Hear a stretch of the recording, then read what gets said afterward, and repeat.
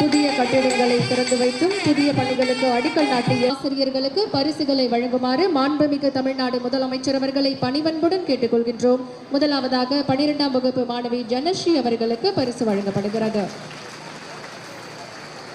தொடர்ந்து 12ஆம் வகுப்பு மாணவி பூஜா அவர்களுக்கு பரிசு வழங்கப்படுகிறது. 12ஆம் வகுப்பு மாணவர் கோகுல் அவர்களுக்கு பரிசு வழங்கப்படுகிறது. 11ஆம் வகுப்பு மாணவர் ஆதித்யா அவர்களுக்கு பரிசு வழங்கப்படுகிறது. 11ஆம் வகுப்பு மாணவி ஜெயஸ்ரீ அவர்களுக்கு பரிசு அன்புடன் அழைக்கின்றோம்.